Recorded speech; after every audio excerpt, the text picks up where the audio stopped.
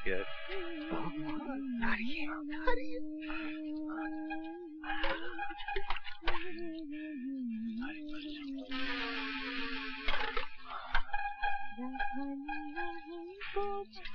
बस कर। अबे हट बे, मुझे भी तो देखने दे। चुप रहना। अबे चुप क्यों रहो? 50 रुपए में ट्रेलर दिखा दिया, अगर पूरी फिल्म देखनी है तो और छिड़को। अबे हटना। अरे बचाओ!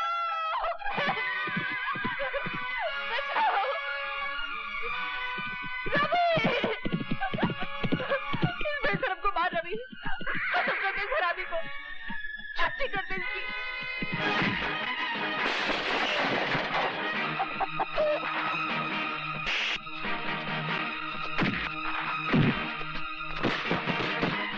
शर्म नहीं आती तुम्हें? जीजा जी होते हुए ऐसा करते हो?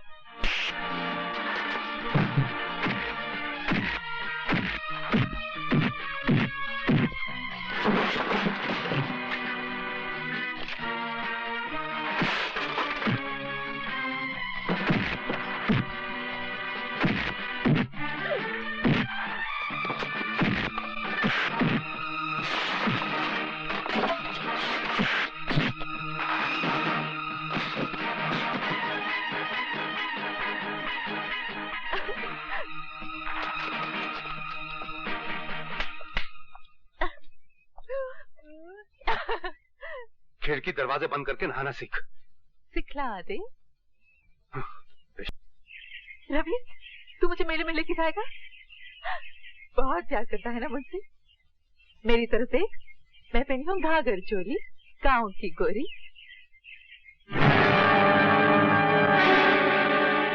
तुम? हाँ मैं। अरे मैं तुझे मेले में ले जाऊंगा, और उससे पहले मैं तेरी जवानी का मेला देखूंगा। मेरे पास नहीं आना, वरना तेरी छुट्टी कर दूंगी। अच्छा? मैं सिर्फ रवि की हूँ। रवि!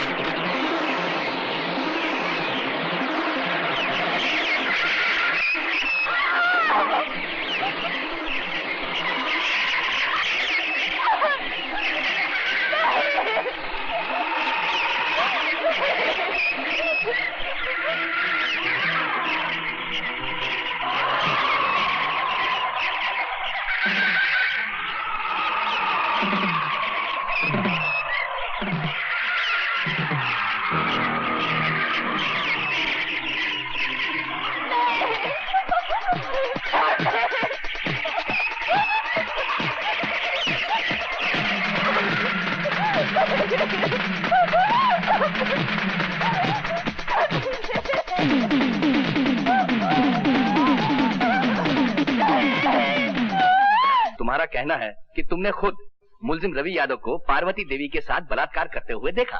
जी सरकार, वो बेचारी गिड़गड़ाती रही, हाथ जोड़ती रही, लेकिन ये मुलजिम उसकी एक नहीं सुना। अरे सरकार, हमसे तो ये जुल्म देखा नहीं गया, हमने अपनी आंख बंद कर ली, और जब आंख खोल के देखा तो ये अपना काम खत्म करके जा चुका था। नहीं जज साहब, ये सरासर झूठ बोल रहा है। और पार्वती देवी वहां मरी पड़ी थी। तुमने पार्वती देवी को बचाने की कोशिश क्यों नहीं की? अरे साहब, आप इसको नहीं जानते। अगर हम उसे बचाने की कोशिश करते तो उसकी लाश के बगल में आप हमारी लाश भी पाते। Your witness? No questions. आप मुलजिम के बचाव के वकील हैं और आप गवाह से कोई सवाल नहीं करना चाहते, जिसका बयान मुलजिम को फांसी के तख्ते तक ले जा सकता है। मुलजिम को अपने वकील से झूठ नहीं बोलना चाहिए योर ऑनर। इस मुलजिम ने मुझसे कहा था कि इसने बलात्कार नहीं किया, मगर अब ये मोजिज़ गवाह ये बयान दे रहा है कि इसने खुद अपने आंखों से बलात्कार होते हुए देखा। तो इस गवाह से मैं क्या सवाल करूं? मैं सिर्फ इतना ही कह सकता हूं योर ऑनर, इस चश्मदीद गवाह का बयान बलात्कार तो साबित कर सकता है, मगर कत्ल साबित नहीं करता, क्योंकि जिस वक्त इसने आंख खोली तो मुलजिम जा चुका था और लाश पड़ी हुई थी। हो सकता है योर ऑनर मुलजिम ने उसे जिंदा छोड़ा हो सकता है किसी और ने पार्वती देवी का कत्ल किया हो। इसलिए अदालत ने अगर इसे फांसी की सजा दी तो वो सरासर अन्याय हो जाएगा योर ऑनर। That's all. ये आपने कैसा वकील खड़ा किया रवि के लिए, जो खुद अपनी क्लाइंट के खिलाफ बोल रहा है? ऐसी बातें अदालत में नहीं की जाती। मगर वो तो घर चलकर बात कर लेना। सरकार कत्ल का जुर्म पूरी तरह साबित नहीं कर पाई, इसलिए ये अदालत इसे कत्ल की पूरी सजा नहीं दे सकती। लिहाजा ये अदालत इसे 12 साल कैद बामुशक्कत की सजा देती है।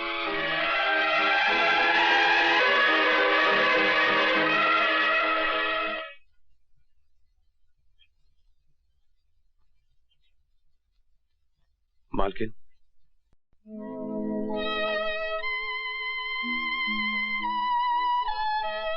मेरी तो कुछ समझ में नहीं आ रहा है कि ये सब क्या हो गया है। मुझे ऐसा लगता है जैसे मैं ही तुम्हारी दोषी हूँ। ये आप क्या कह रही हैं मालकिन? हाँ, मैंने तुम्हारे मालिक से 1000 बार कहा कि रवि निर्दोष है, कोई अच्छा सा वकील करो, मगर वो... ये दोष निर्दोष का चक्कर ही नहीं है मालकिन, तो वकील क्या कर लेता? ये तो नसीब का चक्कर है मालकिन। आप भी बेबस हो गई और मालिक भी। आप तो चाहती थी कि मैं पढ़ लिखकर अच्छा आदमी बनूं, मगर नहीं, बनता भी कैसे? ये जेल जो लिखी थी नसीब में, ये धारीदार कपड़े जो लिखे थे। पर अब बिल्कुल चिंता मत करना मालकिन, ये सजा तो मैं काट ही लूंगा। मुझे चिंता है तो सिर्फ रोहन की। वो वहां बिल्कुल अकेला रह गया ना मालकिन। अकेला क्यों हो गया होगा? मैं नहीं हूँ क्या? मैं उसकी देखभाल करूंगी। उसका भविष्य मेरे पास तुम्हारी अमानत है रवि, तुम इसकी बिल्कुल चिंता ना करो। अगली बार जब मैं तुमसे मिलने आऊंगी तो उसका पक्का बंदोबस्त करके आऊंगी। अगर ऐसा हो गया ना मालकिन, तो मुझे जिंदगी से कोई शिकायत नहीं रहेगी, क्योंकि आज तक मैंने जिंदगी से अपने लिए कुछ मांगा ही नहीं। जो कुछ मांगा रोहन के लिए मांगा, और जो कुछ मांगूंगा रोहन के लिए मांगूंगा।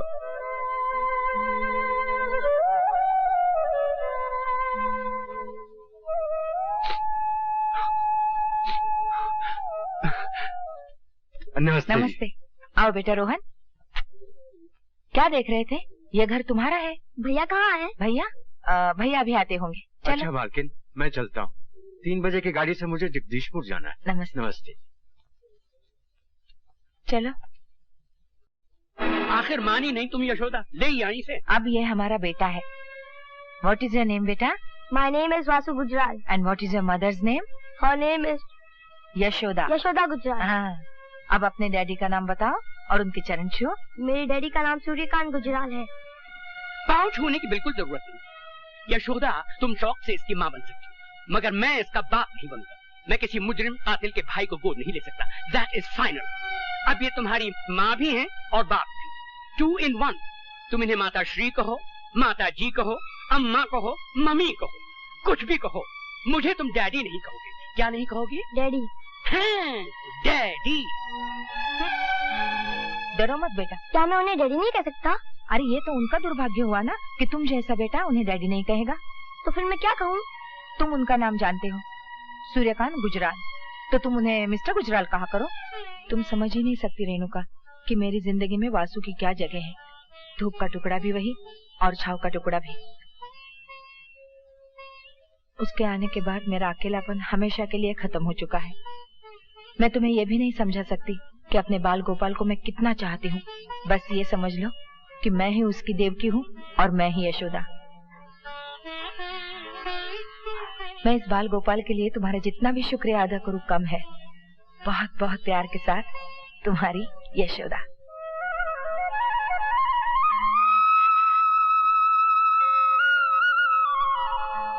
रवि, ये जानकर तुम कितने खुश होगे कि रोहन अपनी जिंदगी की कामयाबी की तरफ तेजी से बढ़ रहा है। जो जिम्मेदारी तुमने मुझे सौंपी थी उसे पूरा होते देखकर मुझे ऐसा लग रहा है कि मेरा वचन पूरा हो गया हो।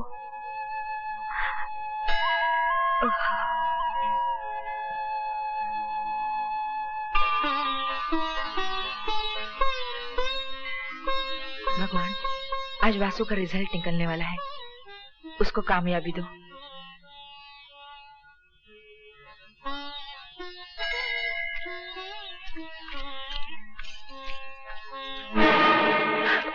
जेवर निकालो। अगर मेरे वासु को पता चल गया ना। वासु क्या कुरुक्षेत्र, अर्जुन को गीता का उपदेश देने।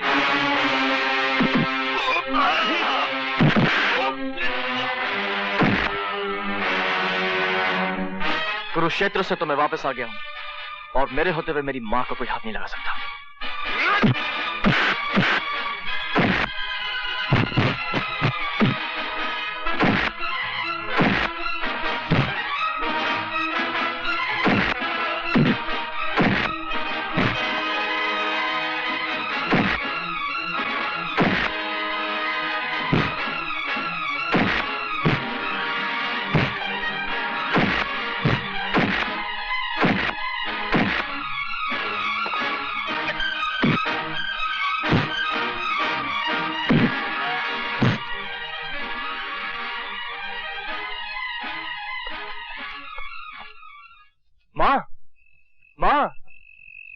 क्या शरारत की है जो मेरे पांव छू रहा है?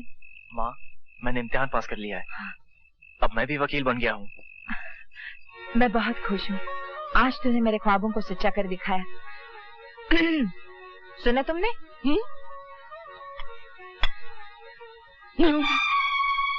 वकील साहब, आज तो मैं आपको पिताजी कह सकता हूँ ना? ना, गलती से पास हो गया होगा।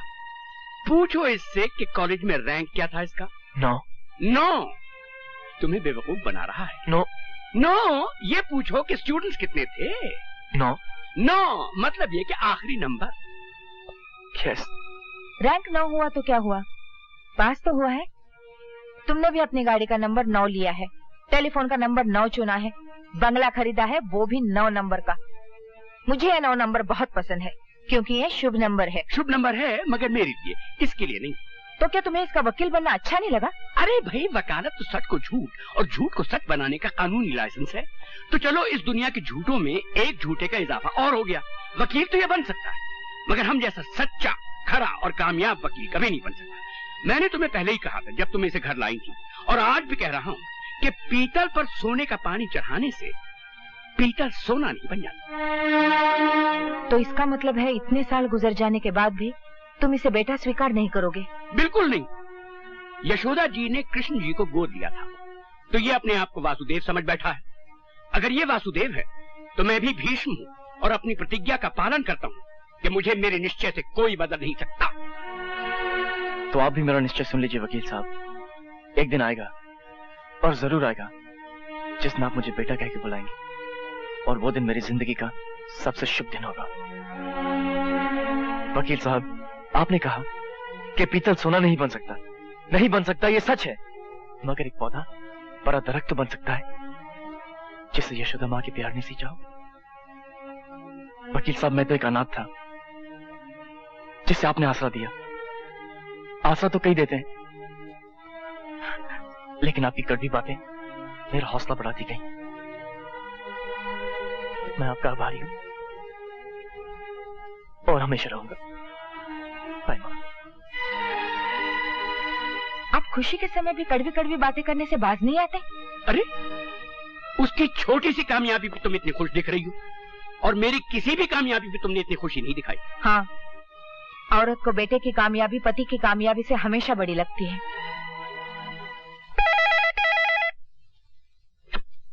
हेलो वासु, क्या कर रहे हो यार?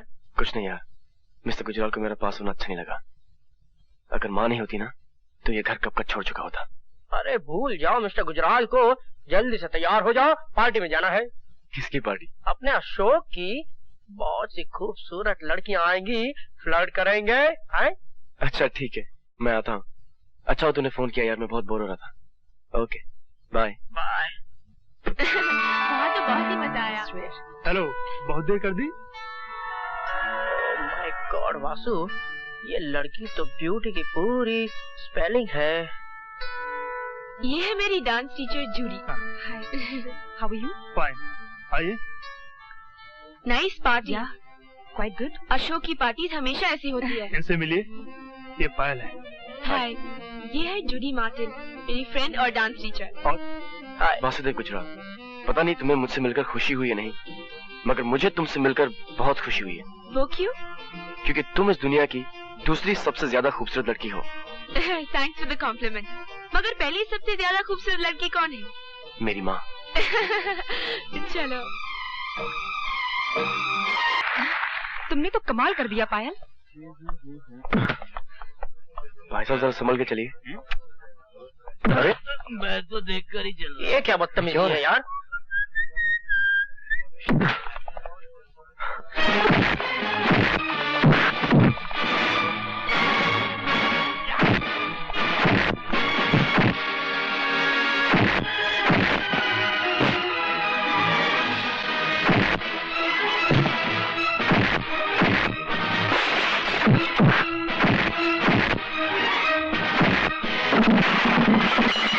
गुजराल, मैं अशोक बोल रहा हूँ, आप जल्दी से आ जाइए।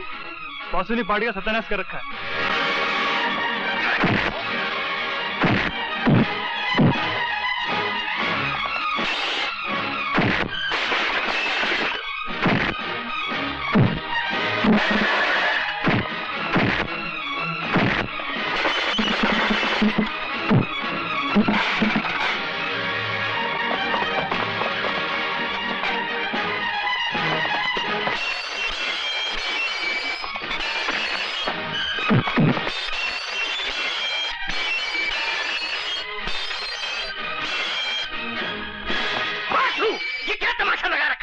मिस्टर गुजराल, मैंने तो कुछ नहीं किया है।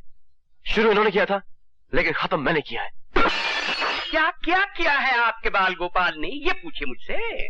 तुम तो हमेशा उसके पीछे हाथ धो के पड़े रहते हो। पार्टी का सत्यानाश कर दिया उसने, और बर्तन तोड़ने में तो दुनिया में उसका कोई मुकाबला नहीं कर सकता। He is a world champion. क्या शटाशट प्लेटें फेंकी हैं। होटल का बिल कम से कम 15 या 20 हजार का होगा। जी नहीं मिस्टर गुजराल, 8,624 रुपए 80 पैसे का बिल था, वो मैंने एक दोस्त से उधार लेकर अदा कर दिया। Thank you very much. मगर वासु, माँ, बर्दाश्त की भी हद होती है।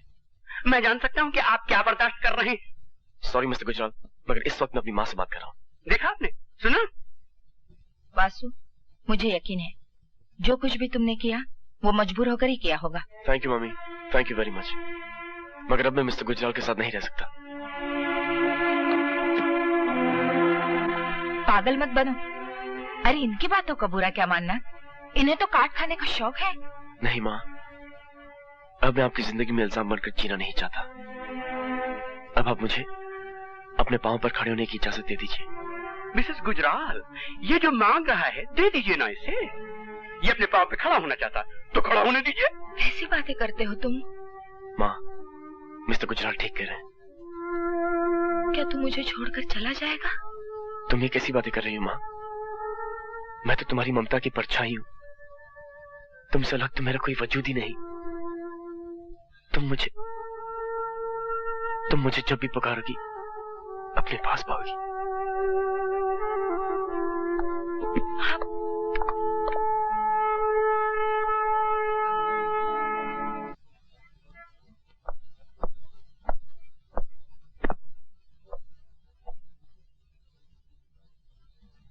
मैं समझ गया। क्या समझे? यही कि उस काले कोट की हर जेब खाली है। But don't you worry my boy, असल चीज है जेब, यू नो, पॉकेट। पॉकेट है तो भरेगा भी। मैं किसी की जेब में नहीं रहना चाहता प्रशांत। कभी कोटा की तमाशा देख। इस डिस्कसिंग यार। 4 महीनों के अभी तक केस नहीं मिला। लगता है आज लंच नहीं खाया। मेरी जेब में हाथ डालो और 20-20 के 2 नोट हैं, उसमें से एक उठा लो और जाकर छोले भटूरे खाओ। फिर बात करेंगे। छोड़ यार, महीनों से तेरी जेब में हाथ डाल के जी रहा हूँ। माय डियर वासुदेव गुजराल, भगवान या दर्जी तो जेब बनाता ही इसलिए है कि दोस्त उसमें हाथ डाल सके, हैं?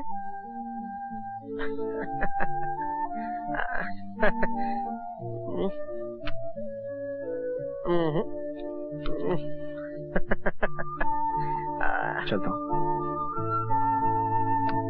जिस तरह से आज तुमने लंच नहीं खाया, उसी तरह आज मैं डिनर नहीं खाऊंगा। एक कॉफी और हो जाए, क्योंकि वो बात जिसका सारे फसाने में जिक्र नहीं अभी तक खत्म नहीं हुई। कॉफी दो।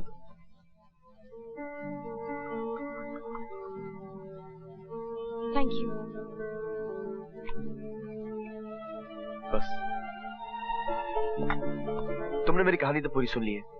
अब मैं तुम्हें एक अदद फुटनोट सुनाता हूँ। फुटनोट यह है कि आम आदमी के खून की तरह मेरा खून भी लाल ही है, ब्लू नहीं। Don't talk rubbish. मैं तो खानदान वानदान और बैकग्राउंड के चक्कर में पड़ती ही नहीं। असल चीज तो आदमी है, द इंडिविजुअल। मैं गंगा जमुना बैकग्राउंड वाले बहुत से लिटरों को जानती हूँ। उनके ब्लू ब्लड से इतनी बदबू आती है कि तुम मिनट भर उनके पास ठहर नहीं सकते। यानी आई हैव अ चांस? यानी you have more than a chance. You are a fighter यार। और मैं अभी अपनी स्टेटमेंट पर एक किस लगाने को भी तैयार हूँ। किस को तो अभी टाली जाओ, क्योंकि मुझे अभी एक किस से ज्यादा एक केस की जरूरत है। केस?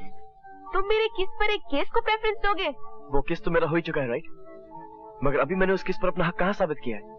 ये तो साबित कर लेने दो कि मैं एक फाइटर हूँ, और ये साबित करने के लिए मुझे एक ऐसा केस चाहिए जो मेरी वकालत को अपने पैरों पर खड़ा कर सके। पैरों पर खड़ा कर सके? I've got it. Got it? Got what? I mean पैर। एक case. Case of the missing feet. Hi everybody. Grandpa. ये है मेरे दोस्त वासुदेव गुजराल। नमस्ते। ये बोल नहीं सकते। और ये है मम्मी। ये देख नहीं सकती। और ये है, इन्हें तो मैं पहचानता हूँ। ये है तुम्हारी डांस टीचर जूडी। हाय जूडी। याद है पहली बार जूडी ने कहा था that we are made for each other? और जूडी जैसे ही तुमने कहा था मैं तब से मान गया।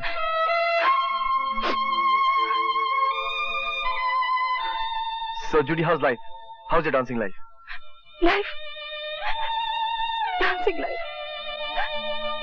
Sorry जूडी, मगर मैंने तो ऐसी कोई बात नहीं कही। जूडी की जिंदगी से डांस निकल चुका है वासु। मगर ये हुआ कैसे? एक ड्रंक ट्रक ड्राइवर इसे कुचलता हुआ निकल गया। ये 4 घंटे तक वहाँ पड़ी रही। फिर कहीं पुलिस आई और इसे अस्पताल ले गई। जब इसे होश आया तो इसकी टांगे काटी जा चुकी थी।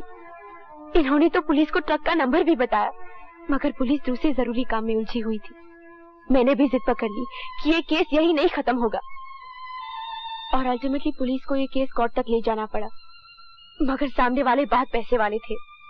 जज पर दबाव पड़ा और जज ने जूडी की कटी हुई टांगों का कॉम्पेंसेशन 20,000 ठहराया। अगर ये कॉम्पेंसेशन ठीक है तो कोई बात नहीं, ठीक नहीं है तो फिर लड़ो ये केस। लड़ोगे? हाँ लड़ूंगा और जीतूंगा भी। जूडी, इस एक्सीडेंट का कोई गवाह है? हाँ वासु, हाँ 2 गवाह हैं, एक वैश्या और एक उसका ग्राहक। वो बेचारी गाड़ी से उतरकर आई भी और उसका ग्राहक पुलिस लेने गया, मगर वो आया ही नहीं। उसके बाद वो बेचारी वैश्या ने पुलिस को खुद इन्फॉर्म किया। तो क्या वो गवाही देने आई थी? क्या बात करते हो वासु? जो लोग जज पर दबाव डाल सकते हैं वो भला एक सड़क छाप वैश्या को गवाही देने देंगे? नहीं नहीं नहीं, फिर जूडी के वकील को गवाही लेना नहीं आएगा। जूडी, FIR किस पुलिस स्टेशन में लिखवाई गई थी? Nagpada police station. नागपाड़ा। उस वैश्य का पता तो मैं आपको बतला दूंगा मिस्टर गुजराल, मगर मेरी मानिए तो आप इस केस में हाथ मत डालिए। क्यों? क्योंकि रत्नाबाई को आप नहीं जानते। उसकी ताकत और उसकी पहुंच को मैं अच्छी तरह जानता हूँ। रत्नाबाई जो कुछ भी हो, कानून से बड़ी तो नहीं होगी इंस्पेक्टर सामंत। पता नहीं। खैर, उनका कद नाप कर आपको बता दूंगा। फिलहाल आप मुझे उनका पता बताइए। देखो साहब, वो हरामी असली पुलिस वाला अफसर है, बीवी बच्चे वाला भी है। वो साला ट्रक ड्राइवर को पहचान लिया था। अच्छा? अपना इज्जत बचाने को भाग गया था सेठ। घरवाली को कैसे बोलता मेरे साथ उस टाइम क्या कर रहा था। ये इज्जत भी बड़ी लफड़े वाली चीज है सेठ। उसका नाम क्या है और रहता कहाँ है? यरवड़ा जेल में ड्यूटी कर रहा है। नाम धनीराम है। 5 लाख खर्चता इसने। Vasudev Gujral, please sit down. Thank you. हाँ तो कहिए मिस्टर गुजराल, मैं आपकी क्या सेवा कर सकता हूँ? एक केस के सिलसिले में आपको थोड़ा सा कष्ट देना था। मुझे? जी हाँ, क्योंकि आप चश्मदीद गवाह हैं। मैं बॉम्बे के किसी केस में चश्मदीद गवाह हूँ? That's right. चश्मदीद गवाह होने का मतलब ये कि केस क्रिमिनल है। That's right. क्या केस है? पहले आप मुझे ये बताइए कि आप चंपा नाम की किसी सड़क छाप लड़की को जानते हैं? It's none of your business, mister Gujral. That's right, mister Vinayak. मगर इन दैट केस मुझे आपको समन करना पड़ेगा, और वो मैं करना नहीं चाहता, क्योंकि कुछ ही दिनों में आप रिटायर होने वाले हैं और आपका सर्विस रिकॉर्ड बेदाग है। मिस्टर विनायक, मैं अपना होमवर्क करके आया हूँ। मुझे आपसे सिर्फ इन्फॉर्मेशन चाहिए, और वो भी ऑफ द रिकॉर्ड, वरना खामखा आपकी घरेलू जिंदगी गड़बड़ हो जाएगी। Thank you. मिस्टर विनायक, कुछ दिनों पहले आपने ग्रांट रोड पर एक कार एक्सीडेंट देखा था। ग्रैंड रोड पर? याद कीजिए, चंपा भी आपके साथ थी। गलती उस घायल होने वाली औरत की थी या उस ड्राइवर की? ड्राइवर की। I sure? 100%। कानून मुर्दा लफ्जों का ढेर नहीं है योर ऑनर। कानून आंखों पे पट्टी बांधे, हाथ में तराजू लिए खड़ी कोई मूर्ति भी नहीं है। कानून समाज की जीवन प्रणाली है, समाज की शह रग है। मैं ये सब इसलिए कह रहा हूं योर ऑनर, क्योंकि इस केस में कानून ने अन्याय ही नहीं बल्कि अपना अपमान भी किया है। मिस्टर गुजराल, आप कंटेम्प्ट ऑफ कोर्ट की सीमा रेखा तक आ चुके हैं। सच कभी अदालत की तौहीन नहीं कर सकते योर ऑनर, लेकिन आप पहले पूरा सच तो सुन लें। आपने उस लड़की की हालत नहीं देखी जिसकी फरियाद लेकर मैं आपके पास आया हूं।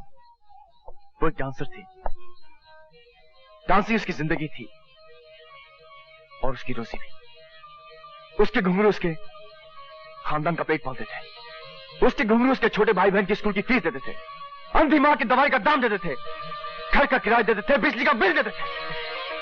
लेकिन योर ऑनर, घुंघरू पहनने के लिए तो पैरों की जरूरत होती है, जो अब जूडी के पास नहीं है। इसलिए मैं अदालत को यह बताने की कोशिश कर रहा हूं कि उस एक्सीडेंट में जूडी की टांगें नहीं कटी थी, उस एक्सीडेंट में जूडी की खानदान की जिंदगी कट गई थी। एक खानदान की जिंदगी का मुआवजा सिर्फ 20,000, सिर्फ 20,000 योर ऑनर।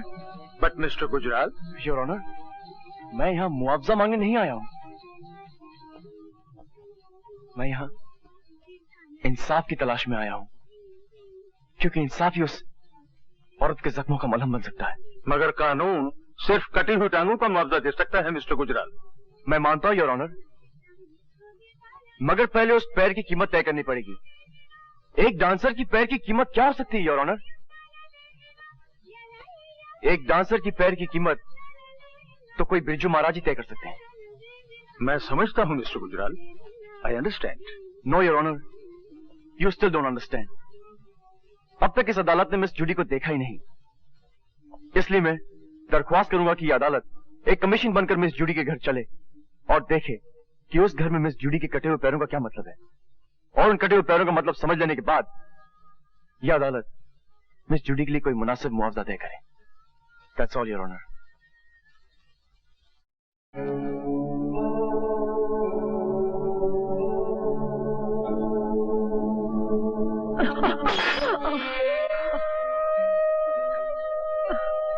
ये तुमने क्या किया मम्मा? दवा तो बह गई। इसमें तो अभी 2 दिन की दवा थी बेटी। अरे मैं कहती हूँ छोड़ मेरी आंखों को, मैं तो इस डर से मरती भी नहीं कि मेरे बरियल का खर्चा कहाँ से आएगा। 7 रुपए 80 पैसा फेंकने की कोई जरूरत नहीं, मैं तो अंधी ही ठीक हूँ। यस मम्मा, तुम अंधी ठीक हो, मैं लंगड़ी ठीक हूँ, और ग्रैंडपा घूंगे ठीक है, मगर टोनी, जॉनी और लीजा के लिए क्या ठीक रहेगा? वैसे इसको हुसैन तीनों का नाम कर चुका है। खैर, टोनी और जॉनी किस्सा विसा काट के जी लेंगे, मगर लीजा क्या करेगी मम्मा, क्या करेगी? अब अंदर चलें your honour. By god mister Gujral, ये जिंदगी तो कोई 10 मिनट भी नहीं जी सकता। You're wrong, योर ऑनर, ये जिंदगी तो ये लोग जिंदगी भर जिएंगे। चलिए। And you? मैं बाद में आऊंगा। Excuse me. जज साहब, आप प्लीज जज साहब, हम पर दया कीजिए। मुझे मालूम है कि 6 महीने का किराया देना बाकी है। मैं कुछ न कुछ करके ये किराया अदा कर दूंगी सर। आप लैंडलॉर्ड को इतना बता दीजिए कि जूडी एक मजबूर छोकरी है। बस सर, मुझे थोड़ा सा वक्त दीजिए प्लीज। नहीं, मैं तुम्हें यहाँ से निकालने नहीं आया हूँ। मैं तो तुमसे ये कहना चाहता हूँ कि तुम्हें वाकई कम मुआवजा मिला था। तुम्हें कम से कम 5 लाख मुआवजा मिलना चाहिए, ताकि तुम अपने खानदान समेत इज्जत के साथ जी सको, अपनी माँ का इलाज करवा सको, अपने भाइयों और बहनों को अच्छी एजुकेशन दे सको। Thank you sir, thank you very much. मेरा शुक्रिया मत अदा करो जूडी, अपने वकील मिस्टर वासुदेव गुजराल का शुक्रिया अदा करो जो मुझे यहाँ लाए। Thank you mister Gujral. Thank you sir. मेरे ख्याल में तो 5 लाख ठीक रहेगा mister Gujral. Yes sir. Okay. Thank you, thank you. वो 2 टके का वकील कौन है जिसने हम पर 5 लाख रुपए का जुर्माना ठुकवा दिया? कोई नया छोकरा है सरकार। तो खरीद क्यों नहीं लिया उसको? तब किसको पता था सरकार कि वो इस केस का गड़ा मुर्दा उखाड़कर जूडी को 5 लाख रुपए कॉम्पेंसेशन दिलवाएगा। और सुना है कि वो छोकरा बिकाऊ भी नहीं है। बिकाऊ नहीं है तो खर्च कर दो साले को। एक ससुरी नाचने वाली की टांगों के लिए 5 लाख। मुबारक हो रवि यादव, आज फिर 212 से तुम रवि यादव हो रहे हो। तुम्हें तुम्हारी पहचान वापस मिल रही है। 12 बरस के बाद रवि यादव का नाम सुना है साहब। कुछ दिन तो लगेंगे ये समझने में कि ये नाम मेरा ही है, लेकिन कम से कम दिन लगाना। जल्द से जल्द ये भुलाने की कोशिश करना रवि यादव कि 12 साल तक तुम सिर्फ 212 रहे। अब तुम्हारा क्या इरादा है? अपने रोहन को खोजना है साहब। आप तो जानते हैं उसके सिवा मेरा कोई है ही नहीं। आपने भी तो उसका पता लगाने की कितनी कोशिश की थी। हाँ, न तुम्हारी मालकिन का पता लगा और न ही तुम्हारे भाई का। मगर हैरानी की बात यह है कि इस तरह 2 जीते जागते लोग लापता कैसे हो गए? अब तो मैं रवि यादव बन चुका हूं ना साहब, मैं ढूंढ लूंगा उनको।